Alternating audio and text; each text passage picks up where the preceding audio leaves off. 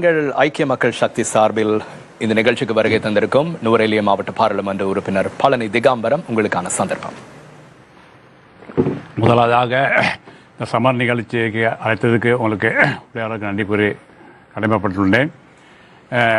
இன்று ஆளுங்கட்சியில் உள்ள அங்கத்தவர்கள் பெரும்பாலான குற்றச்சாட்டு சாட்டுகின்றார்கள். நாட்டுடைய பொருளாதார பிரச்சனை வரும்பொழுது சஜித் பிரேமதாச பாரெடுக்கலன்னு சொல்லி உண்மையிலே இந்த நாட்டை இவ்வளவு குடிசராக்குனது மஹிந்த ராஜபக்ச குடும்பமும் அவருடைய சகாக்களும். இன்னைக்கு அந்த சகாக்கள் எல்லாமே ரணில் விக்ரமசிங்க தான் இருக்கிறாங்க. ஊழல் செஞ்சவங்கலாம் உண்மையிலே சஜித் பிரேமதாஸ் அவர்கள் பார் எடுக்கலை ஏலான்னு சொல்லலை. மஹிந்த ராஜபக்ச குடும்பத்துக்கு தேவைப்படுச்சு அவங்கள காப்பாற்றுற ஒருத்தர் ரணில் விக்ரமசிங்க தான் காப்பாற்றுவார். சஜித் பிரேமதாசையோ இல்லை அண்டகுமார் திசனாயோ பார் எடுத்திருந்தா அவங்கள காப்பாற்றிருக்க மாட்டோம், நம்மளாம் ஜெயிலில் தான் இருப்பாங்க. அதனால அவங்கள தேர்ந்தெடுத்துக்கிட்டாங்க. முதலாவது ஒரு கடிதம் எழுதி சஜித் பிரேமதாசை பார் எடுக்க சொன்னாங்க, அப்புறம் அண்டகுமார் திசனை பார் எடுக்க சொன்னாங்க. இதெல்லாம் ஒரு மெஜிக் மாய் நடந்தது, ஒரு சட்ட ரீதியாக செய்யணும்னு சொல்லி. ஆனால் அவங்க தேர்ந்தெடுத்துட்டாங்க ரணில் விக்ரமசிங்கையை. உடனடியாக ரணில் விக்ரமசிங்கையை பார் எடுத்து அவர் அவங்க குடும்பத்தையும் காப்பாற்றி இப்போ செஞ்சுட்டு போகிறாரு. இப்போ நான் என்ன சொல்கிறேன்னு கேட்டால், ரணில் விக்ரமசிங்கே ஒன்றும் பெருசாக ஒன்றும் செய்யலை. உண்மையிலே இந்தியாவுக்கு தான் நம்ம நன்றி சொல்லணும். இந்தியா அந்த நேரம் $4 பில்லியன் கொடுக்காடி போன அந்த நாட்டில் ரொம்ப மோசமான பிரச்சனை நடந்திருக்கும். அதை பற்றி யாருமே பேச மாட்டாங்க. அப்புறம் அதை வச்சு தான் ஓரளவு மெஜிக் மாய் செஞ்சார் ஒழிய அவர் உற்பத்தி பொருளாதாரத்தை கூட்டி இந்த நாட்டில் வருமானத்தை கூட்டல. அவர் மக்கள் மேலே வரி சுமையத்தை கூட்டி சாமான மக்கள் இன்னைக்கு பட்னியாக இருக்கிறாங்க, எல்லாம் இருக்கிறாங்க. அதனால் அவர் ஒரு பெரிய ஒன்றும் செய்யலை. இப்போ எதிர்கட்சிக்கு ஒன்றும் செய்ய, ஆளுங்கட்சிக்கு ஒன்றும் செய்ய வழி இல்லை. இதான் சொல்கிறாங்க. நான் என்ன சொல்கிறேன்னு கேட்டால், இன்றைக்கி முக்கியமான காலகட்டம். இந்த காலகட்டத்தில் இன்றைக்கி 3 வேட்பாளர்கள் ஜனாதிபதியில் கேட்குறாங்க. 39 வேட்பாளர் கேட்டாங்க கூட 3 முக்கியமான வேட்பாளர். ஒன்று ரணில் விக்ரமசிங்கே, ரெண்டாவது சஜித் பிரேமதாச, மூன்றாவது அண்டகுமார் திசாநாயக்க. உண்மையிலே இந்த அரசாங்கத்துக்கு விற்க முடியாது. அதனால தான் இந்த அரசாங்கம் எப்படியாவது மாட்டுக் கட்சியில் உள்ள உறுப்பினர்களை பார் பெர்மிட் கொடுத்தோ இல்லாட்டி போன காசுகளை கொடுத்தோ எடுத்து உடச்சே எடுக்கிறாங்க. ஸோ இவங்கெல்லாம் போகிறனால பெரிய வாக்கு வாங்கி பெரிய சரியாது. அதனால நாங்கள் தெளிவாக இருக்கிறோம். இந்த ரேஸில் உண்மையிலே நான் சொல்லுவேன், நான் நேர்மையாக சொல்கிறேன், இந்த ரேஸில் முன்னிலை நிற்கிறது சஜித் பிரேமதாசும் அண்டகுமார் திசாநாயக்கும். இவங்க 2 பேர் தான் போட்டி வரும். இவங்க 2 பேர்த்தில் போட்டியில் யாராவது ஒரு ஆள் வெல்லுவாங்க.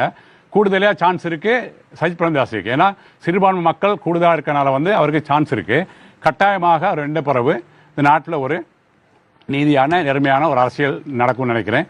பொருளாதாரத்தையும் கட்டியல் போவாங்க. இந்த இவரோட நல்ல டீம் இருக்குது, பொருளாதார கட்டியல்படுறதுக்கான டீம்கள் இருக்குது, செய்வாங்க.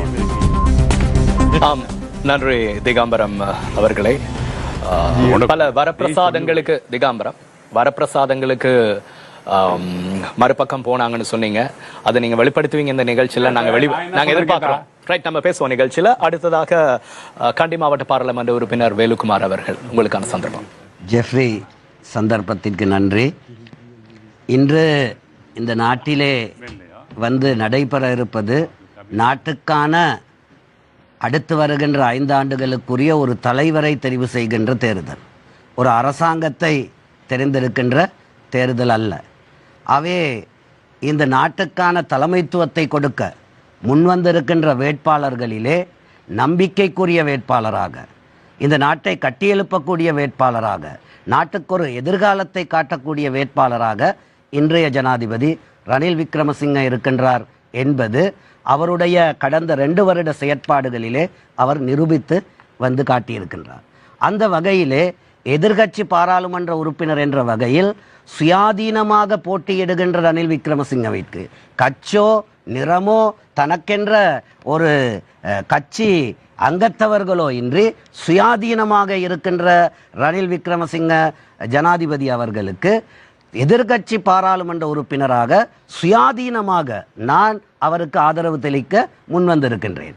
எந்த ஒரு கட்சி சார்ந்தும் எந்த ஒரு நிறம் சார்ந்தும் இந்த ஆதரவை நான் மட்டுப்படுத்திக் கொள்வதற்கு தயாராக இல்லை. ஏனென்றால் இந்த நாட்டை பொறுத்தவரையிலே மீண்டும் நான் குறிப்பிடுகின்ற ஏனைய யாராவது இந்த நாட்டிலே அடுத்த தலைவராக தெரிவானால் அது கோட்டாபே பார்ட் 2ஆக காணப்படும் என்பது மிக நிதர்சனமாக நாங்கள் சொல்லக்கூடியது. மக்கள் கேட்பதையெல்லாம் தருகின்றேன் என்கின்றார்கள்.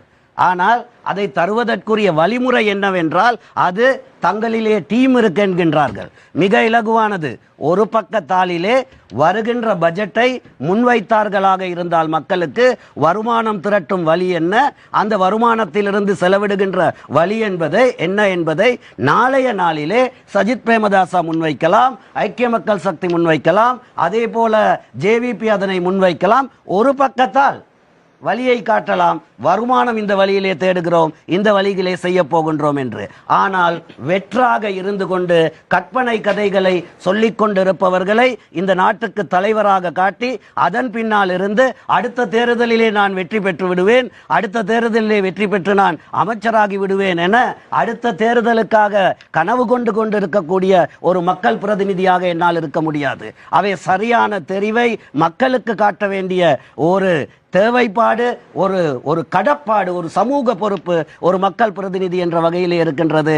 அந்த வகையிலே எதிர்க்கட்சி உறுப்பினராக இருந்தாலும் இந்த நாட்டுக்கு தலைமை தாங்க வேண்டிய உண்மை தலைமைத்துவத்தை மீண்டும் அந்த 2 ஆண்டுக்கு முன்னிருந்த வங்குரோத்து அரசியல் நிலைக்கு இந்த நாடு செல்லக்கூடாது. நாங்கள் இந்த கேஸ் சிலிண்டர் போலிலே நிற்கக்கூடாது, மின்சாரம் இல்லாமல் வீட்டிலே இருக்கக்கூடாது, எங்கள் பிள்ளைகள் பாடசாலை செல்ல முடியாமல் இருக்கக்கூடாது என்ற நல்லெண்ணத்தில் ரணிலுக்கு என்னுடைய முழு ஆதரவை பெற்றுக் கொடுக்கிறேன். நன்றி வேலுக்குமார். ஆமா, வேலுக்குமார் அவர்களிடம் கேள்வி. கடந்த முறை நாங்கள் சந்திக்கும் போது நீங்கள் ஒரு எதிர்க்கட்சி பாராளுமன்ற உறுப்பினர், இன்று நீங்கள் அரசாங்கத்திற்கு, அதாவது ஜனாதிபதிக்கு ஆதரவு வழங்குகின்ற ஒரு பாராளுமன்ற உறுப்பினராக வந்திருக்கின்றீர்கள். ஏன் இப்படி இந்த காலம் கடந்த மேஜிக் ஞானம் எப்படி உங்களுக்கு வந்தது? இன்றும் நான் எதிர்க்கட்சி பாராளுமன்ற உறுப்பினர். என்னுடைய அறிமுகத்திலே மிக தெளிவாக நான் குறிப்பிட்டேன். எங்களினுடைய மக்கள் அளித்த வாக்குக்குரிய எதிர்க்கட்சி பாராளுமன்ற உறுப்பினராக அதனுடைய கடப்பாட்டை என்னுடைய கூட்டணியிலே இருக்கிற அனைத்து பாராளுமன்ற உறுப்பினர்களை விட மிக சரியான முறையிலே, மிக உன்னதமான முறையிலே நான் நிறைவேற்றியிருக்கின்றேன். இப்போது இந்த பாராளுமன்ற உறுப்புரிமை என்பது காலாவதியாகின்றது, முடிவடைந்ததற்கு சமனானது. அவை அடுத்து வருகின்ற 5 வருட காலத்திலே எங்களினுடைய அரசியல் கொள்கை செயற்பாடுகள் எந்த வழியிலே அமையப் போகின்றது என்பதை தீர்மானிக்க வேண்டிய சந்திஸ்தானத்திலே இருக்கின்றோம். அவை அந்த சந்திஸ்தானத்திலே நான் சரியான முடிவை எடுக்காவிட்டால், நான் பிழையான தவறான முடிவினை எடுத்தால் அடுத்த 5 ஆண்டு காலமும் நான் அந்த தவறான முடிவிலே பயணிக்க வேண்டும். அவை மக்களுடனான வாக்கை கேட்கின்ற போது எதிர்க்கட்சி உறுப்பினராக கேட்டு எதிர்க்கட்சியிலே இருந்து அதனுடைய காலம் முடிவடையும் வரைக்கும் எதிர்க்கட்சி பாராளுமன்ற உறுப்பினராக இருந்துவிட்டு தற்போது புதிய ஒரு தேர்தலினூடாக நாட்டின் தலைமைத்துவமானது தெரிவு செய்யப்படுகின்ற போது இவர்தான் சரியான தலைவர், இதுதான் சரியான பாதை என்பதை மக்களுக்கு காட்ட வேண்டிய கடப்பாடு எனக்கு இருக்கின்றது. எனக்கும் அந்த தீர்மானத்தை எடுக்கின்ற துணிச்சலும் ஆளுமையும் அறிவும் இருக்க வேண்டும். அதனை நான் செய்திருக்கேன். ஆனால் உங்கள் தலைவர் சொல்கின்றார், நீங்கள் ஒரு துரோகி. தற்போது வரலாறு முழுவதும் துரோகிகள் இருப்பார்கள். குப்பையில் வீசி எறியப்பட்ட ஒரு குப்பை வேலுக்குமார் என்பது அவரது கருத்தாக இருக்கின்றது. இதை நீங்கள் எப்படி பார்க்கின்றீர்கள்? நன்றி இந்த வினாக்கு. 2015ஆம் ஆண்டிலே தமிழ் முற்போக்கு கூட்டணியிலே 6 உறுப்பினர்கள் தெரிவு செய்யப்படுகின்றார்கள். அது இல்லாமல் கேகல்லை, ரத்தினபுரி, அதே போல கம்பா, களுத்துறை போன்ற மாவட்டங்களிலே கணிசமான வாக்குகளை பெறுகின்றோம். அவை சம்பிரதாயப்படி 1 அல்ல 2 தேசிய பட்டியல்கள் எங்களுக்கு வழங்கப்பட்டிருக்க வேண்டும். ஆனால் ஒரு தேசிய பட்டியல் கூட வழங்கப்படவில்லை. அதன் போது இந்த தலைவர் எங்கே இருந்தார் என்பதை இங்கு சொல்லுங்கள். 2020ஆம் ஆண்டு மீண்டும் 6 பேர் தெரிவாகின்றோம் மிக கடினமான நிலையிலே. எந்த அந்தஸ்தும் இல்லாதவர்களுக்கு தேசிய பட்டியலை பெற்றுக் கொடுக்கின்ற போது எங்களது மக்கள் எங்களது உரிமைக்காக தமிழ் மக்களினுடைய உறுப்புரிமையை பாதுகாப்போம், மலையக மக்களினுடைய உரிமையை பாதுகாப்போம், அடையாளத்தை காப்பாற்றுவோம், உறுப்புரிமையை அதிகரிப்போம் என்றெல்லாம் சொல்லி மக்களிடம் போய் வாக்குகளை பெற்றுவிட்டு மக்கள் முதுகிலே குத்திவிட்டு அப்போதும் கிடைக்க வேண்டிய தேசிய பட்டியலை விட்டுக் கொடுத்த தலைவர் இங்கே விடை சொல்ல வேண்டும். 2 தடவைகள் தேசிய பட்டியல் ஆனது விட்டுக் கொடுக்கின்ற போது செய்த டீல் என்ன என்பதனை இங்கே அவர்கள் வெளியிலே கூற வேண்டும். ஆனால் அந்த தேசிய பட்டியல் கிடைக்காத இந்த பிரச்சனை உங்களுக்கு ஜனாதிபதி தேர்தல் 3 வாரம் 4 வாரங்களில் நடைபெற இருக்கின்ற நிலையில் தான் உங்களுக்கு நினைவில் வந்திருக்கின்றது. ஆனால் நீங்கள் இருந்த அந்த முகாமைச் சேர்ந்தவர்கள் தொடர்ச்சியாக தற்போது கோரி வருகின்றார்கள், இறுதி கட்டம் பாராளுமன்றத்திலே இந்த நேரத்திலே ஏதாவது சலுகைகளையோ வரப்பிரசாதங்களையோ பெற்றுக்கொண்டால் அடுத்த தேர்தலுக்கு உதவியாக இருக்கும். ஒரு பக்கம் பணம் வாங்கியதாக, பார் பெர்மிட் வாங்கியதாக நேரடியாக கோரி வருகின்றார்கள். இவ்வாறு உங்களுக்கு ஒன்றும் கிடைக்கவில்லையா? நிச்சயமாக இந்த வினாக்கு நன்றியா. முடிவு விடைக்கு வாரத்துக்கு கொஞ்சம் டைம் எடுக்கும். அவை சொல்கிறேன். அவே நான் அந்த பிரவேசித்தது போலவே வந்து நீங்கள் கேட்டீர்கள், இந்த ஏறக்குறைய 2 தடவைகளில் இந்த தேசிய பட்டியல் கொடுக்காதது உங்களுக்கு தெரியவில்லையா என்று. நிச்சயமாக தெரியும். இந்த கூட்டணி ஒரு நல்ல நோக்கத்துக்கு உருவாக்கப்பட்ட கூட்டணி. இது வந்து மலையக மக்கள் சார்ந்த ஒரு கூட்டணி. அந்த கூட்டணிக்குள் இருந்து அந்த மக்களினுடைய உரிமைகளை அடைவதற்காக நானும் இருந்த பாராளுமன்ற உறுப்பினர் திலகராஜும் வந்து பாடுபட்டு இருக்கின்றோம், கஷ்டப்பட்டு இருக்கின்றோம். அதற்காக அவை கூட்டணிக்குள் நாங்கள் போராடி இருக்கின்றோம். அவை இம்முறை இந்த தேர்தல் வருகின்ற போது நாங்கள் கேட்டோம், இந்த கூட்டணியிலே இருக்கக்கூடியவர்களிடம் சஜித் பிரேமதாசாவுடன் நாங்கள் உரையாட வேண்டும், கலந்துரையாட வேண்டும். அங்கே இருக்கின்ற மக்களினுடைய தேவைப்பாடுகள், அதே போல நான் உங்களுடைய வினாக்கு முடித்த பிறகு அடுத்த வினாவை கேளுங்கள்.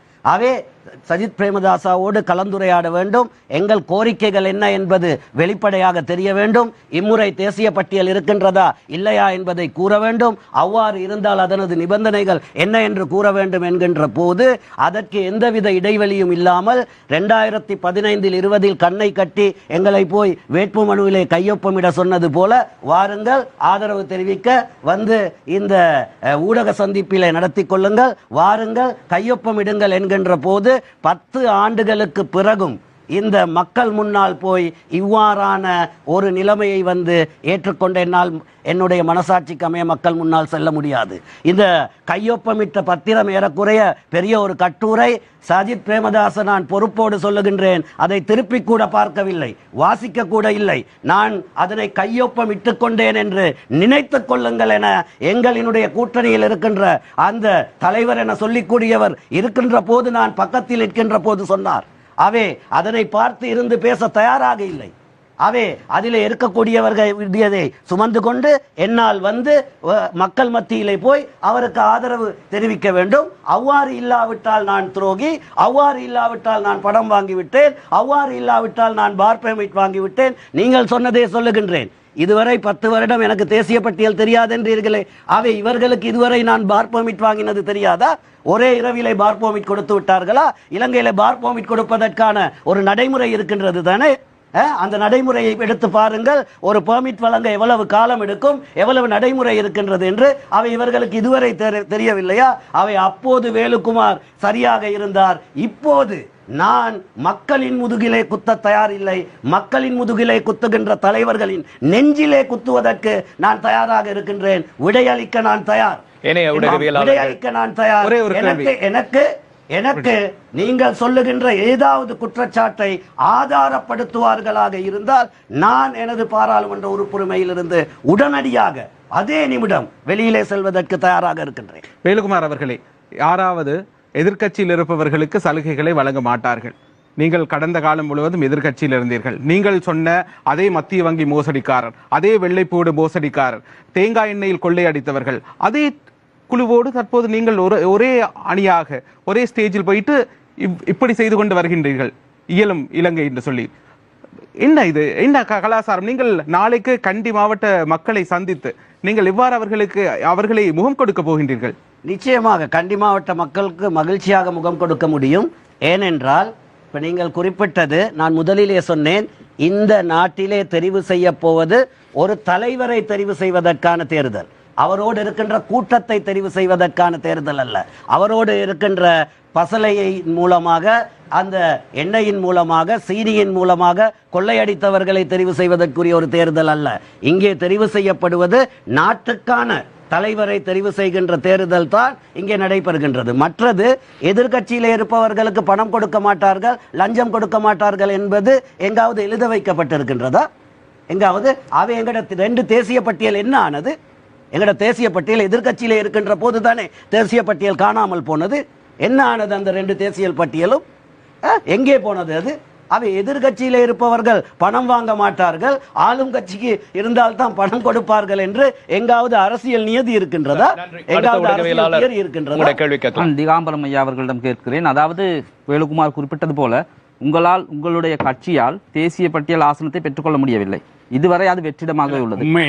நான் இன்னும் கேள்வியை கேட்கவில்லை. நான் கேட்பது, ஐக்கிய மக்கள் சக்திக்கு நீங்கள் அவ்வாறான நிலையில் எந்த தைரியத்தில், அதாவது எந்த நம்பிக்கையில் நீங்கள் இப்போது ஆதரவளிக்கிறீர்கள்? இதை பெற்று அதாவது மலையக மக்களுக்கு நீங்கள் கேட்க கொடுக்கக்கூடிய உரிமைகளை பெற்றுக்கொள்ள முடியுமா? நான் சொல்ல பயிர் சொல்ல விடுங்க. அந்த ஒரு கேள்விதான் பயிர் சொல்ல விடுங்க. உண்மையிலே தேசிய பட்டியல் சம்பந்தமாக 2019 ஆண்டு இவர் சொல்ற மாதிரி ஒண்ணு இல்ல. ஒரு பெரிய துரோகி விளங்குதா? ஒரு பெரிய துரோகி. இவர் பேச என்ன பேசுறாரு? இவ மனோ கணேசன் வந்து டீல் பண்ண, மனோ கணேசன் வந்து சீட் கொண்டு வந்திருக்க முடியாது. இவருக்கு யாரும்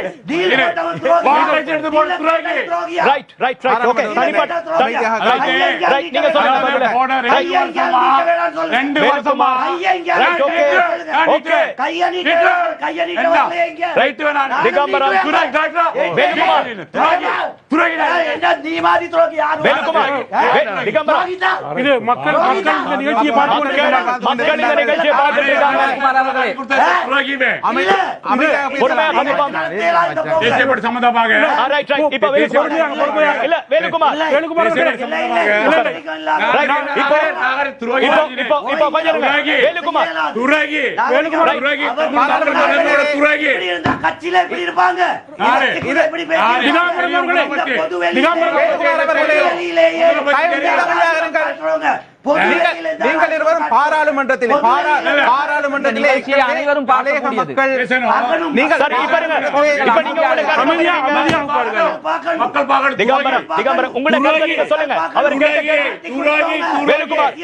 இது பாராளுமன்றம் அல்ல, இது பாராளுமன்றம் அல்ல, இது நிகழ்ச்சி. சரி வேலுக்குமார், இப்ப பொறுமையா இருங்க.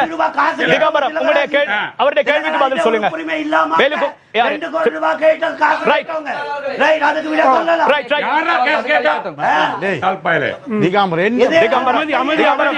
மக்கள் பார்த்துட்டு இருக்காங்க இந்த நிகழ்ச்சியை. வேலுக்குமார் பொறுமையா இருங்க. இது மக்கள் பார்க்கிற நிகழ்ச்சி.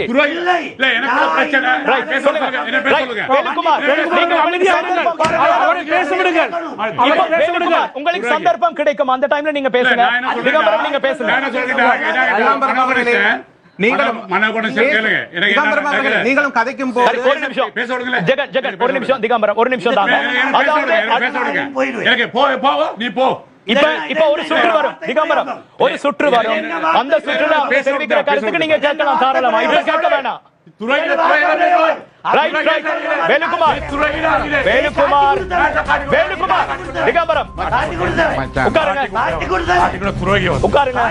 வேலுக்குமார், இது வந்து அரசியல் நிகழ்ச்சி. இந்த நிகழ்ச்சியை நாங்க ஒழுங்கா கொண்டு போகணும்.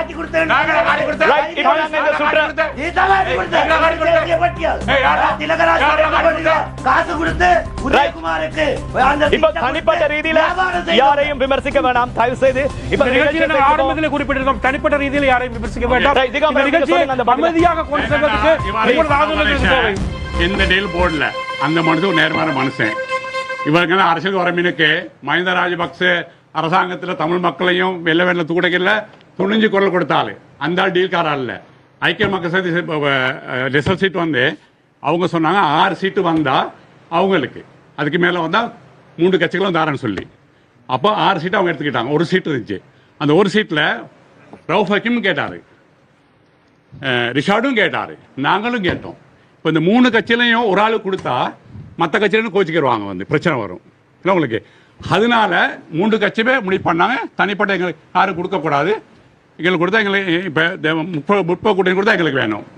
முஸ்லீம் காங்கிரஸ் கேட்டாங்க, முஸ்லீம் காங்கிரஸ் கொடுத்தா இவருக்கு வேணும், யாருக்கு, ரிஷாடுக்கு. அப்போ அதனால தான் அது எல்லாம் போட்டு சொல்லி எந்த டீல் பண்ணலை, நாங்கள் வந்து டீல் பண்ண மாட்டோம். நாங்கள் வந்து நாங்கள் வந்து அரசியலுக்கு வரக்கிலே கோடிகளில் காசை கொண்டு வந்தவங்க. நாங்கள் கோடிகளில் காசை கொண்டு வந்து மலைய மக்கள் எங்களை பற்றி நல்லா தெரியும். மலைய மக்களுக்கு நல்லாட்சி அரசாங்கத்தில் அந்த அளவு வேலை செஞ்சு கொடுத்தோம். என்னுடைய அமைச்சு மூலம் தான் செஞ்சு கொடுத்தேன் நான் வந்து. அதனால நாங்கள் எந்த டீல் பண்ணலை. டீல் போட்டவங்க இருக்காங்க, மக்கள் பார்த்துக்கொள்வாங்க. இல்லை, நான் கேட்டது இப்போ நீங்கள் ஐக்கிய மக்கள் சக்திக்கு ஆதரவு அளிக்கிறதுக்கு ஒரு நிபந்தனைகளை வச்சிருப்பீங்க தானே, உங்களோட கோரிக்கைகள் இருக்கும் தானே. இப்ப தேசிய பட்டியலுக்கு நடந்த மாதிரியே ஐக்கிய மக்கள் சக்தி ஆட்சிக்கு நடந்தா என்ன செய்ய சொல்றேன். உங்களுக்கு தேசிய பட்டியலுக்கு என்ன நடந்துச்சு, முதல்ல 6 சீட், அதே போல அவங்க ஆட்சிக்கு வந்த பிறகு உங்களுக்கு இப்படி சொன்னா நீங்க கேக்குறீங்கல்ல, முதல்ல 6 சீட்டு வந்தா அது ஐக்கிய மக்கள் சக்தியை எடுத்துக்கொள்வாங்க. மிச்ச வாரது 3 கட்சிக்கு தார சொன்னாங்க. அப்ப 7 சீட்டு வந்துச்சு, திரும்ப 1 சீட் இருந்துச்சு. அந்த 1 சீட்ல நாங்களும் போய் கேட்டோம் தேசிய பட்டியல், முஸ்லீம் காங்கிரஸும் கேட்டாங்க. நீங்கள் தேசிய பட்டியல் பிரச்சனை எங்களுக்கு முற்றாக விளங்குகின்றது. ஐக்கிய மக்கள் சக்திக்கு நீங்கள் இப்ப ஆதரவு தெரிவிப்பதாக அறிவித்திருக்கின்றீர்கள். எந்த நிபந்தனை அடிப்படையிலே இந்த ஆதரவு வழங்கப்பட்டிருக்கு? உண்மையிலே நல்லாட்சி அரசாங்கம் உங்களுக்கு தெரியும். நாங்க போயிட்டு ஆதரவு கொடுத்து அந்த மக்களுக்கான பிரதேச சபைகளை அதிகரித்து கொடுத்தோம், அதிகார சபை கொண்டு வந்தோம், 7 பேச்சுக்கு நிலத்தை வாங்கி கொடுத்தோம்,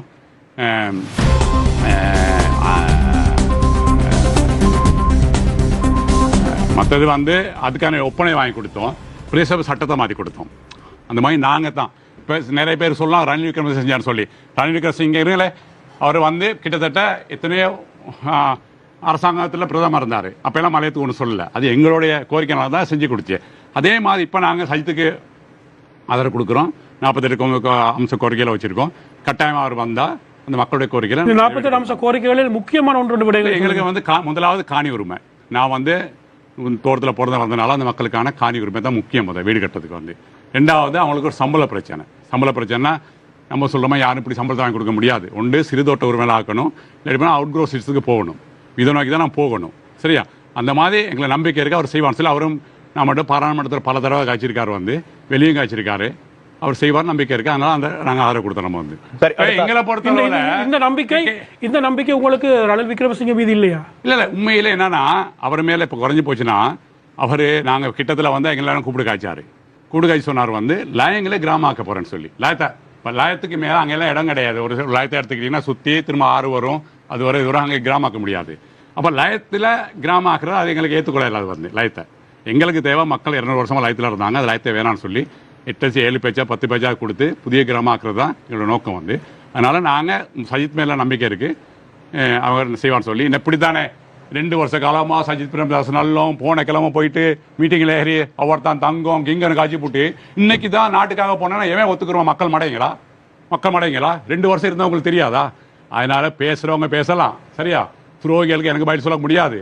எங்களுக்கு நம்பிக்கை இருக்குது, எங்கள் மேலே மக்கள் நம்பிக்கை இருக்காங்க. நான் வந்து 2004 அரசியலுக்கு வந்தேன், இந்த வாரம் தோல்வி அடையலை.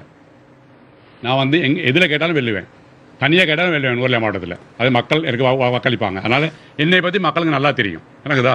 அதனால் இந்த சஜித் பிரேமதாஸ் வரைக்கில் எங்களுக்கு என்னென்ன தேவையோ அதெல்லாம் நான் செஞ்சு கொடுப்போம் மக்களுக்கு வந்து. சரி, நுவரெலியா மாவட்ட பாராளுமன்ற உறுப்பினர் திகாம்பரம். ஓகே, அரசாங்கத்தில் வந்து அரசாங்க தரப்பு இருக்காங்க, தங்க கடத்தினவங்க இருக்கிறாங்க, தங்க அறுத்தவங்க இருக்கிறாங்க, கேரம்போர்ட் திருடினவங்க இருக்கிறாங்க, நீதிமன்றத்தில் குற்றச்சாட்டினவங்க இருக்கிறாங்க. இந்த மாதிரி கள்ள கூட்டம் தான் இருக்குது வந்து. ஆகவே எதிர்கட்சியில் அப்படி கூட்டம் இல்லை வந்து. இவர் சொல்கிற மாதிரி இந்த டீமுக்கு ஒன்றும் செய்ய தெரியாது, சஜித் பிரேமதாஸா வந்து திரும்ப போலிங் வரும், இதெல்லாம் உங்களோட ஏன்னா மக்கள் மத்தியில் பிரச்சாரம் கொண்டு போகிறாங்க. அதனால் நான் தான் செஞ்சேன் போயிட்டு ஜனாதிபதி எல்லா இடத்துலையும் போகிறாரு. ஆனால் மக்கள் அதை ஏற்றுக்கிற தயார் இல்லை. இன்னைக்கு மக்கள் ரொம்ப கஷ்டப்படுறாங்க. இன்னைக்கு ஒரு சில பேர் தான் நல்லா இருக்கிறாங்க. கிராமத்தில் போனால் காலை சாப்பிட கொஞ்சம் வரேன்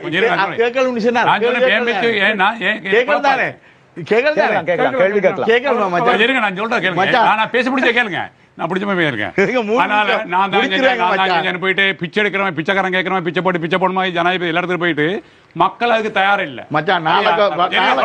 ஐயா நீங்க 2 பேரால 3 பேர் எல்லாரும் போயிட்டு ஐயா சஜித் பிரேமதாசா நல்ல கும்பிட்டீங்க ஐயோ படுத்தான் தெய்வம் நீங்க இப்போ போயிட்டு தெய்வம் எங்களுக்கு மார்க்கத்துல தெய்வம் ஒன்றுதான். இஸ்லாமிய முஸ்லிம்களுக்கு ஒரு மார்க்கத்துல ஒன்றுதான் எங்களுக்கு. யாரு நேர்மையான அரசு செய்யறான்னு சொல்லி அடுத்த தேர்தல எத்தனை பேர் பார்லிமெண்ட்டுக்கு வராங்கன்னு தெரியாது, சரியா? ஆனா நான் வருவேன். நான் சொல்றேன், அடி சொல்லிட்டு போறேன், அடுத்த பேர் வந்து சொல்றேன் உங்களுக்கு நான் வந்துட்டேன்னு சொல்லி. அதனால எனக்கு ஒன்றும் பிரச்சனை இல்லை. இந்த நாட்டில் வந்து இன்னைக்கு வந்து நேர்மையான சஜித் பிரேமதாசா அவர் மேலே எந்த குற்றச்சாட்டும் சொல்ல முடியாது. அங்கே கலவெடுத்தார் இங்கே கலவெடுத்தார் சொல்ல முடியாது. அதே அவரை ஏதாவது பேசுனா அதை போட்டு மீன்ஸ் போட்டு அடிக்கலாம் ஒழிய அவர் எங்கள் நம்பிக்கை இருக்கு அவர் வந்தால் நாட்டை செய்வார்னு சொல்லி அவரோட இன்னைக்கு அவரோட பொருளாதார இதில் வந்திருக்காரு. ஹரிஷா இருக்காரு, எரான் இருக்காரு, அவங்க மச்சான் போன முறை ஓடி நாட்கள் மச்சான் நீ செல்லு ஆக்கத்தான் ஓடின மச்சான். என்ன மச்சான் ஓடாம ராஜபக்ச குடும்பத்தை காப்பாத்துறதுக்கு என்ன மச்சான் இன்னைக்கு மச்சான் இன்னைக்கு நாமல் தாரோட மச்சான் டீல், நாமல் தாரோட டீல் ரணில தோக்கடிச்சோம் தாரோண்டி. நீங்க எல்லாம் போ மச்சான் நாமல் இன்னைக்கு தாரோண்டி ரணில தோக்கடிச்சோம் இன்னைக்கு சதி போட்டதாரு நாமல் தாரோண்டி. ரணில் கால கும்பிடு வந்திருக்கீங்க மச்சான். நாங்க கும்பிட மாட்டோம் மச்சான். நாங்களா மச்சான் நீ 7 மீட்டர் ரன்வராலியா தனியா ஓய் நான் அன்றாதபுரத்துல கேட்டு சொல்வேன் மச்சான். ஓய் நான் அன்றாதபுரத்துல ஒரு சிறுபான்மை கட்சியில வந்தவன்.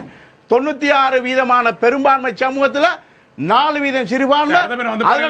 ஐயோ மச்சான் டிஸ்ட்ரிக்ட்ல முதல் மச்சான் டிஸ்ட்ரிக்ட்ல முதல் அடுத்த முறை டிஸ்ட்ரிக்ட்ல முதல் மச்சான்.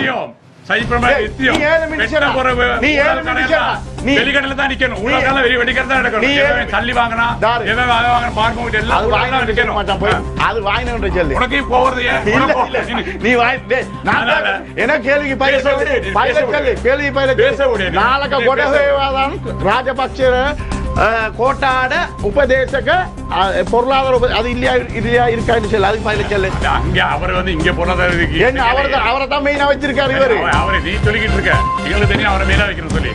அதனால வந்து எங்களுக்கு நல்லா தெரியும் சஜித் பிரேமதாசா வந்தா நேர்மையான அரசியல் நடக்கும். ஊழல்வாதிகள்லாம் நான் நினைக்கிறேன் வெளிக்கடல தான் நிக்கணும். அந்த மாதிரி ரெடியா இருக்கணும். ஊழல்வாதிகள் வெளிக்கடல நிக்கிறதுக்கு வருது. நன்றி திகா. அடுத்து வேலுக்குமார். நன்றி. ஒரு விடயத்தை கூற வேண்டும். இந்த நாடு ஜனநாயக நாடு. இந்த நாட்டிலே இருப்பது ஒரு ஜனநாயக அரசாங்கம். ஒவ்வொரு தனிநபருக்கும் ஜனநாயக ரீதியாக தன்னுடைய கருத்தை சொல்வதற்கு, அதே போல தன்னுடைய முடிவை எடுப்பதற்கு, தன்னுடைய வாக்கை பயன்படுத்துவதற்கு ஜனநாயக ரீதியான உரிமை வந்து காணப்படுகின்றது. அதனை யாரும் வந்து தங்களுடைய பலாத்காரத்தின் மூலமோ அல்லது தாங்களினுடைய குரல்களை உயர்த்தி பேசுவதன் மூலமாகவோ அல்லது தங்களினுடைய அதிகார பலத்தை பயன்படுத்தியோ வந்து அதனை வந்து யாரும் பறிக்க முடியாது, யாரும் தட்டி கழிக்க முடியாது. ஆகவே வந்து இஷாக் அவர்கள் சொன்னது போல கண்டி மாவட்டம் என்பது ஏறக்குறைய 15 ஆண்டு காலம் வந்து பாராளுமன்ற உறுப்புரிமை ஒன்றினை தமிழர் ஒருவரால் பெற்றுக்கொள்ள முடியாமல் இருந்தது. அவே 2010ஆம் ஆண்டில் இன்று வந்து இந்த குப்பை கதை பேசுகின்றவர்கள் வந்து 28,000 வாக்கை எடுத்துவிட்டு கண்டி தமிழர்கள் துரோகிகள், இனி கண்டிக்கு நான் காலடி வைக்க மாட்டேன் என அந்த 28,000 வாக்குகளுக்கு எந்த விதமான பொறுப்பு கூறாமல் வந்து புறம் காட்டிவிட்டு ஓடியவர்கள் இன்று கண்டி தமிழர்களின் நிலை பற்றி பேசுவது வந்து வேடிக்கையாக வந்து காணப்படுகின்றது. அவே கண்டியில் இருப்பது வெறுமனே வந்து தமிழ் பேசக்கூடிய சமூகம் 15%, ஏறக்குறைய வந்து தமிழ் பேசக்கூடிய சமூகம் 20%, அதிலே ஏறக்குறைய தமிழ் மக்கள் என்பது 8%. அதற்குள் தான் நாங்கள் வந்து எங்களினுடைய வந்து அந்த உறுப்புரிமையை பாதுகாத்துக் கொள்கின்றோம். அவே எந்த பிரச்சனையும் இல்லை. என்னை பொறுத்தவரையிலே வந்து அடுத்த முறை பாராளுமன்றத்திற்கு வருகின்றோம், அடுத்த முறை அமைச்சை பெறுகின்றோம் என்பதை தாண்டி அதற்கு முதல் வருகின்ற ஜனாதிபதி தேர்தலிலே இந்த நாட்டுக்கு சரியான தலைவரை நாங்கள் வந்து தெரிந்தெடுத்து கொடுக்க வேண்டும். அதன் போது நாடு இருக்கும். நாடு இருந்தால் தான் தேர்தல் இருக்கும். தேர்தல் இருந்தால் நாங்கள் கண்டியில இருந்து மனோகணசே ஓடியாண்டாரு, தோல்வியும் ஓடியாண்டாரு. இப்பதான் உங்களுக்கு தெரியுது. இப்பதான் பேசுறாரு. 5 வருஷமா அவர் நல்லோம். 5 வருஷமா அவர் நல்லோம். இப்பதான் தெரியுது அவர் கண்டியில இருந்து 38,000 வாக்குல 28,000 வாக்குல எடுத்துக்கிட்டு திரும்ப வந்து படுத்துட்டாரு சொல்லி தெரியுது. 5 வருடத்துக்கு முதல் இல்ல 10 வருடத்துக்கு 10 நல்லோம். அப்ப மனோகணேசன் நல்லோம். சீட் கொடுக்க நல்லோம். 14 வருடத்துக்கு இப்ப எல்லாம் மனோகணேசன் துரோகி டீல் போட்டவர். இப்ப 14 வருடத்திற்கு முதல் இருந்தே வந்து அது தெரிந்த வெளிப்படையான அப்பட்டமான விடயம் தான். 14 வருடத்திற்கு முதல் இருந்தே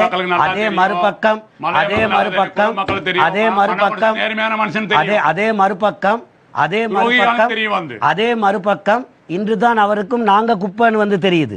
அதே மறுபக்கம் எங்களுக்கு இப்பதான் தெரிய வருதுன்னு சொல்றவர்கள் மறுபக்கம் விளங்கிக் கொள்ள வேண்டும். இப்போதுதான் எங்களை குப்பை என்று தெரியுது. அவை நான் நினைக்கிறேன் என்னுடைய காலம் முடிவடையுது. இல்லை, காலம் இருக்குது.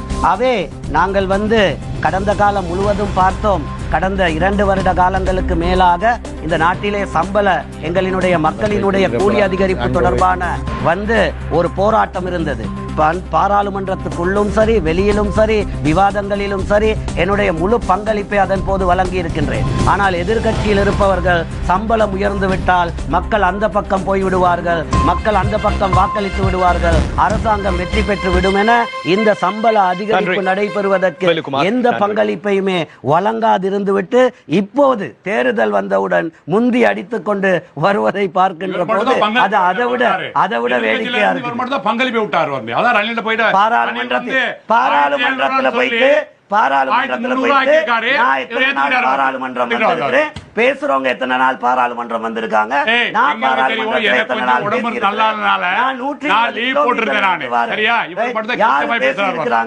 யாரு பேசலன்னு பாராளுமன்ற என்சாட்டை எடுப்போமா இருந்தா வெளி விவாதங்களை எடுப்போமா இருந்தா பாத்துக்கலாம். நன்றி நன்றி வேலுக்குமார். எனக்குள்ள ஒரே ஒரு சந்தேகம். 2020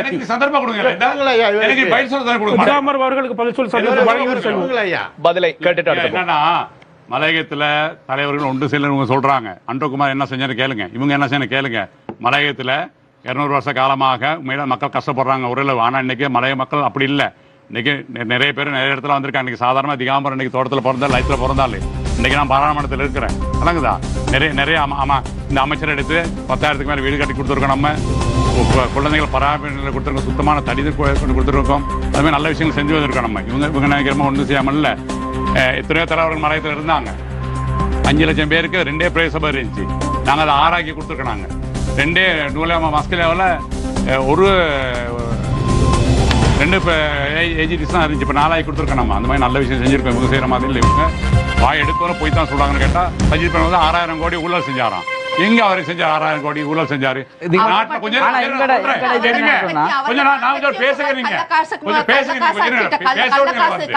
ஒண்ணுமே தெரியாம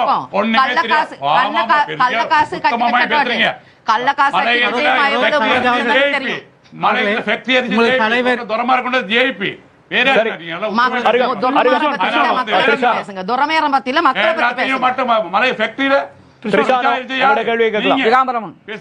அதனால வந்து கொஞ்சம் சொல்றேன் நானு.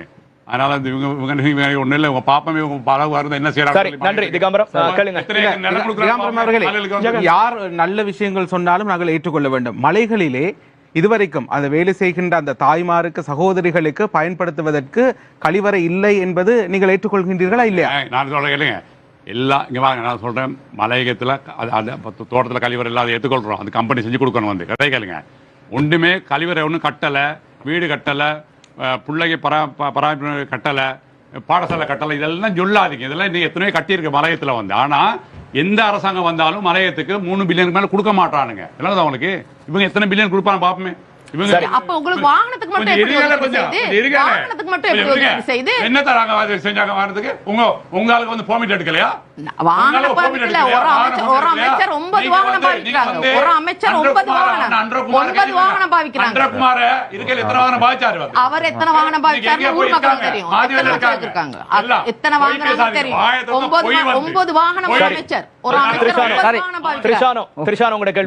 வீணா போறதுக்கு ஜேபி பதில் சொல்லணும். 2005ஆம் ஆண்டு மஹிந்த ராஜபக்சே கொண்டு வந்து அவங்க, நாங்க இல்ல. மஹிந்த ராஜபக்ஷ அரசாங்கத்திலும் இருந்து அமைச்சரவையில பதவி வாங்கினா அப்ப என்னத்தையா பேசுறீங்க? அப்ப சரி, இப்ப எனக்கான சந்தர்ப்பம் திகாம்பரம் அவர்களே, எனக்கு ஒரு சந்தர்ப்பம் தாங்க. ஐயா இவங்க பேசியதுக்கு சரி ஐயா, செய்கையில சரி வராது. சரி, செய்கையில சரி வருமா இல்லையான்னு சரி, நன்றி நன்றி நன்றி நன்றி நன்றி. கிருஷானோ, உங்களுடைய கேள்வி கேளுங்க. கிருஷானோ, நன்றி நன்றி நன்றி. உங்களுடைய அடுத்த கருத்துல சொல்லுங்க. பிரத்யேக டைம் ஒன்று தருவாங்க. வேலுக்குமார் அவர்களை கொஞ்சம் இருங்க, ஒரு நிமிஷம். ஜனாதிபதியா வந்தாலும் சவால் இருக்குது நாட்டுல. 2028 மட்டும் கடன் கட்டல, 2022 கடன் கட்டணும் வந்து விளங்குதா? உடனடியா உற்பத்தி அரசியல உடனே தூக்கி வச்சிட முடியாது. உங்களுக்கு அது சரி. நான் வேலுக்குமார் அவர்களே, என்னோட சந்தேகம் என்னவென்றா காட்டி வர வேண்டியதான் வந்து, அதாவது நீங்கள் சொன்னீர்கள் ஒரு சிறந்த ரணில் விக்ரமசிங்கவுக்கு ஆதரவு தெரிவிப்பது, அவர் ஒரு சிறந்த தலைவர், அவர் தான் நாட்டை கொண்டு போகக்கூடிய முக்கியமான ஒருத்தர் என்று சொன்னீங்க. நான் கேட்கறது 2022ஆம் ஆண்டு மக்கள் வந்து லைன்ல நின்று பிரச்சனை வரக்குள்ள மனுஷ நாணயக்காரவையும் ஹரின் பெர்னாண்டோவும் போயிட்டு சேர்ந்து கொண்டாங்க அவரோட. அப்ப அமைதியா இருந்த நீங்க, கட்டுப்பணம் செலுத்தும் வரைக்கும் அமைதியா இருந்த நீங்க, வேட்புமனு தாக்கல் அன்றைக்கு, அதாவது 15ஆம் தேதி நீங்க இடம் மாறிட்டீங்க. அப்படி எப்படி உங்களுக்கு அப்படி ஒரு ஞான உதயம் பிறந்தது? நல்ல கேள்வி. 2022ஆம் ஆண்டு இந்த பாராளுமன்றத்தினூடாக இந்த மாற்றம் இடம்பெறுகின்ற போது வந்து மஹிந்த ராஜபக்ச தலைமையிலான அவர்களுடைய அணி இந்த அரசாங்கத்துக்குள் ஒரு பங்காளியாக வந்து காணப்பட்டது. 2020ஆம் ஆண்டு தேர்தல் நடைபெறுகின்ற போது மற்றவர்களுக்கு தெரியுமோ தெரியாது, எனக்கு தெரியும் வந்து சஜித் பிரேமதாச வெற்றி பெற போறதில்லை, கோட்டாபே ராஜபக்ச தான் வெற்றி பெற போறாருங்கிறது தெரியும். ஆனால் நாங்கள் வந்து அந்த கேம்புக்கு போகக்கூடிய எங்களோட நிலைமை வந்து கிடையாது. ஏன்னா ராஜபக்சாக்களோடு எங்களுக்கு கொள்கை ரீதியாக எனக்கு மற்றவர்கள் எத்தகையதோ நாங்கள் பயணம் செய்ததுக்கு வந்து முடியாது. அவை அந்த அவகாசம் வந்து இந்த தேர்தலினுடைய இறுதி கட்டத்திலே தான் அந்த அவகாசம் வந்து வருது. மற்றது யார் யார் இதிலே போட்டியிடுகின்றார்கள், போட்டியிடுகிறவர்களை பார்த்து தான் யார் வந்து இந்த நாட்டை நடத்தக்கூடியவர்னு பார்க்க முடியும். இவரை விட தகமை மிக்க ஒருவர் வந்திருப்பாராக இருந்தால் அவருக்கு ஆதரவை கொடுத்திருக்கலாம். அவை ஒப்பீட்டு ரீதியிலே உள்ளவர்களில் நல்லவரை, உள்ளவர்களில் வல்லவரை, உள்ளவர்களில் சரியானவரை தெரிவு செய்ய வேண்டிய நிலைக்கு நாங்கள் வந்து என்ன செய்கிறோம்னா தள்ளப்படுறோம். அவை அந்த தெரிவினை நான் வந்து அந்த நேரம் தான் எடுக்கலாம். 2 வருஷத்துக்கு முதல் எடுக்கிறதுக்கு எனக்கு ஞானம் இல்லை. அதாவது ஆக்கள் கஷ்டப்படக்குள்ள உங்களுக்கு அந்த மாதிரி ஒரு ஞானம் வரல. அதாவது ஞான பார்வை இல்லை. 2 வருஷத்துக்கு முதல் இதுக்கு மேல ஒரு புதிய ஒரு தலைமைத்துவம் வரும், இதுக்கு மேல ஒரு தலைமைத்துவம் வருங்கிறது தெளிவாக உங்களுக்கு சொன்னேன். அதன் போது கேம்ப்ல இருந்தது மஹிந்த ராஜபக்சாக்கள். அந்த அவர்கள் வந்து 2 வருஷத்துல வெளியிலே போன பிறகுதான் வந்து கொள்கை ரீதியாக எங்களுக்கு வந்து இந்த இருக்கிற 39 வேட்பாளர்களில் யாருக்கு நாங்கள் ஆதரவு கொடுக்க முடியும். ஆனால் இந்த இடத்துல ரணில் விக்ரமசிங்க அவர்களுக்கு ஆதரவு வழங்குவதில் பெரும்பான்மையாளர்கள் நீங்கள் சொன்ன அந்த கேம்பில் உள்ளவர்கள் தான். 92 பேர் இருக்கிறார். நான் ஆரம்பத்திலே தெளிவா சொன்னேன், இந்த தேர்தல் தலைவரை தெரிவு செய்யும் தேர்தல், யார் வேணாலும் ஆதரவு வழங்கலாம். தலைவரை தெரிவு செய்த பிறகு மக்கள் வந்து அரசாங்கத்தை தெரிவு செய்யலாம். சரி, அப்படியானால் இப்போது ஜனாதிபதி தேர்தலுக்கு பின்னர் ரணில் விக்ரமசிங்க வெற்றி பெறுகிறாரோ தோல்வி அடைகிறாரோ அது தெரியாது. தேர்தலுக்கு பின்னர் ஒரு பொது தேர்தல் வரும், பாராளுமன்ற தேர்தல். அப்போது நீங்கள் எந்த கட்சியில் போட்டியிடுவீர்கள்? நிச்சயமாக நாங்கள் வந்து நாளை இந்த வாரத்துக்குள் நாங்கள் வந்து மலையகத்திலே மூடப்பட்டிருக்கின்றவர்களுக்கு சந்தர்ப்பம் வழங்கக்கூடிய வகையிலே ஒரு மலையகத்தில் இருந்து ஒரு புதிய கூட்டணி உதயமாகும். அவை அது மலையகத்திற்கு இருக்கக்கூடிய 3வது மாற்று சக்தியாக வரும். அது ஜனநாயக ரீதியான ஒரு கூட்டணியாக இருக்கும். அங்கே அராஜகம் இருக்காது, அடாவடித்தனங்கள் இருக்காது, அடக்குமுறை இருக்காது, வெளிப்படைத்தன்மையோடு தமிழ் முற்போக்கு கூட்டணியிலே திருப்பி நீங்கள் காலடி வைக்க போவதில்லை. இப்போது இருக்கின்ற இந்த கட்டமைப்புக்குள் நான் காலடி வைக்கப் போவதில்லை. கட்டாயமாக அந்த கட்டமைப்பு மாறும். நாங்கள் கட்டி எழுப்பிய கூட்டணி அது, எங்களுக்கு அதில் உரிமை இருக்கு, நாங்கள் உழைச்சிருக்கிறோம், நாங்கள் பாடுபட்டு இருக்கிறோம். நிச்சயமாக காலமும் இயற்கையும் அந்த கூட்டணியை எங்கட கைக்கு கொண்டு வந்து தரும். ஒரு கேள்வி திகாம்பரத்தில் சொல்லிவிட்டு வருவோம். நீங்கள் சொல்லுங்கள், இந்த தமிழ் முற்போக்கு கூட்டணி ஆரம்பிக்கப்பட்ட எவ்வளவு காலம்? 2015ஆம் ஆண்டு ஆரம்பிக்கப்பட்டது. இதுவரை எல்லா கட்சிகளுக்கும் இருக்கிற, அதாவது ஈவன் தமிழ் தேசிய கூட்டமைப்பு கூட இருக்கின்ற அந்த மிகப்பெரிய குற்றச்சாட்டு தான் அந்த கட்சிகள் பதிவு செய்யப்படாமை. நீங்கள் கடந்த தேர்தல் காலங்களில் இவ்வாறு நிகழ்ச்சிக்கு வந்திருக்கின்றீர்கள், கட்சி பதிவு செய்யப்பட போகின்றது, இந்த அந்த இருந்துச்சு, இன்னும் எங்க கட்சி பதிவு செய்யப்பட்டிருக்கு. தலைமைத்துவம் உங்கள் தலைமைத்துவம் தொடர்ச்சியும் அதே தலைமைத்துவத்தோடு இருக்கின்றது. அதாவது கட்சிக்கு ஒரு யாப்பு இருக்க வேண்டும். யாப்பு இருக்கு, எல்லாம் இருக்கு எங்க கட்சி. இதுல எங்க சின்னமும் வந்து முற்போக்கு கூட்டணியில நீங்க ஒரு தலைவரை வரணும்னு நீங்க ஒரு நாளும் யோசிக்கிறீங்களா? என்னைய பொறுத்தளவுல தலைவரா நாங்க வரணும்ல, மக்கள் தேர்ந்தெடுக்கணும். வந்து இல்லைங்க, மக்களால தேர்ந்தெடுக்கணும். நம்ம போயிட்டு நான் தலைவர்னு சொல்லி இருக்க முடியாது. வந்து நுவரெலியா மாவட்டத்தில் அதிகப்படியான வாக்கோட நீங்க வெற்றி பெற்றுட்டீங்கன்னா உங்களுக்கு தலைவர் பதவி கிடைக்குமா? அந்த கட்சியில தலைவர் செயலாளர் யாருக்கு கொடுக்குறாங்க பாருங்க. நாங்க தெளிவா இருக்கிறோம். மனோ கணேசன், நான் வந்து மனோ கணேசன் எனக்கு சில முரண்பாடெல்லாம் வரும், அப்போ போய் பேசிக்கொள்வோம். ஆனா அந்த மனுஷன் டீல்காரர் இல்ல, டீல் போடுற ஆள் கிடையாது. அந்த டீல் போட்டிருந்தா எப்பயும் எங்கெங்கேயும் போயிட்டு. அப்படி என்றால் உங்களை கட்சியை பொறுத்தவரையில முதல்ல அரவிந்தகுமார் வெளியேறினார். எல்லாத்துக்கும் முதல் திலகராஜ். நான் ரொம்ப தெளிவா இருக்கிறேன் கூட்டணியில. அது மனோ கணேசன் அவர்களுக்கும் தெரியும், அழகும் தெரியும். போனவங்களும் எடுக்கிறது இல்ல. அதான் உங்கள் கட்சியிலும் திலகராஜ் வெளியேறினாரா வெளியேற்றப்பட்டார் என்று எங்களுக்கு தெரியாது, அவர் இல்லை. அடுத்ததாக அரவிந்தகுமார் வெளியேறினார். இன்னொரு குமார் வேலுக்குமார் வெளியேறி இருக்கின்றார். இன்னும் ஏதாவது குமார்கள் வெளியேறுவதற்கு இருக்கிறார்களா?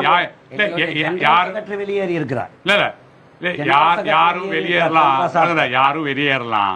வெளியேறின பிறகு ஒரு காரணத்தை சொல்லலாம். எல்லாம் உங்களுக்கு அதை வாங்கிட்டு ஒரு காரணத்தை சொல்லலாம். அது மக்களுக்கு தெரியும் தானே ஏன் சொல்லி. அதனால நாங்க தெளிவா இருக்கிறோம். கூட்டணில இருந்து யாரும் வெளியே போனாலும் எடுக்கிறதுன்னு சொல்லி. ஆனா இப்ப தலைவர் மட்டும் இருக்கீங்க, மத்தாக்களும் ஊரரா போகும்போது ஏதாவது ஒரு பிரச்சனை இருக்கு. ஒரு ஜனநாயகம் இல்லையா உங்களோட கட்சிக்குள்ள? இல்லைங்கள, ஜனநாயகம் நாங்க இருக்கிறோம். வந்து கூட்டணி போகுது, வந்து கூட்டணி வெளியே போயிட்டு ஒரு காரணத்துக்கு நாங்க என்ன செய்வோம்? வந்து கூட்டணி தேவை, வெளியில போயிட்டு என்ன செய்ய வாங்கிட்டு டீல போட்டுக்கிட்டு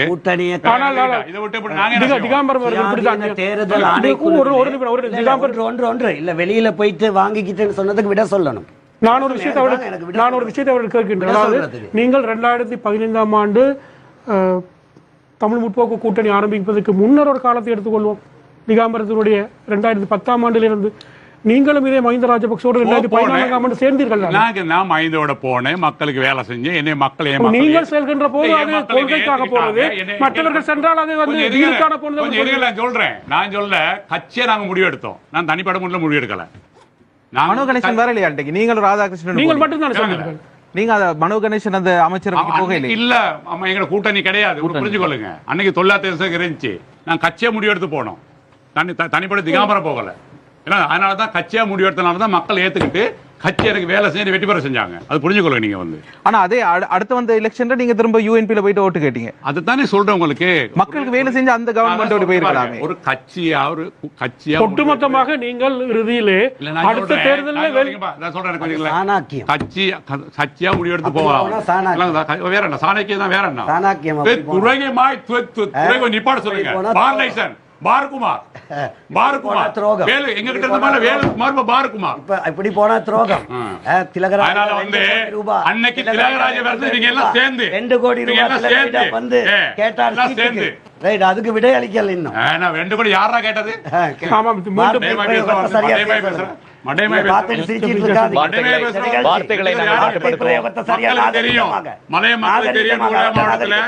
என்னுடைய சொந்த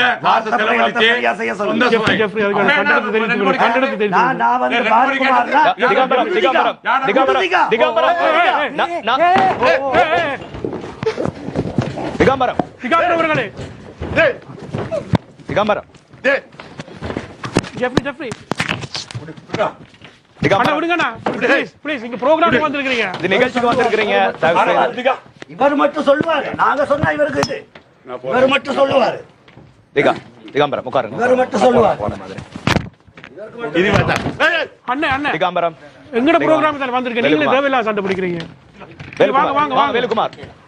இருக்கலாம். இல்ல சரி,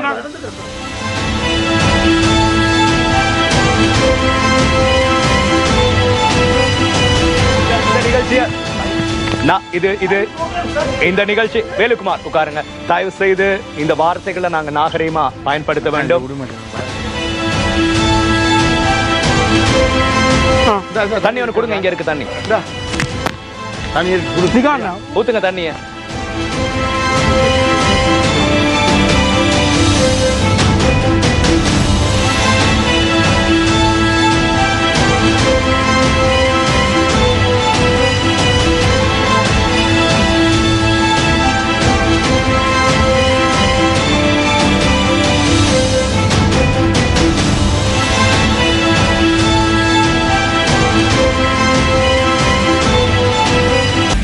மீண்டும் சமர் நிகழ்ச்சி ஆரம்பமாகிறது. இடைவேளையின் பின்னர் குறிப்பாக கருத்துக்களால் வெல்ல வேண்டும். இது ஒரு ஜனநாயக நிகழ்ச்சி.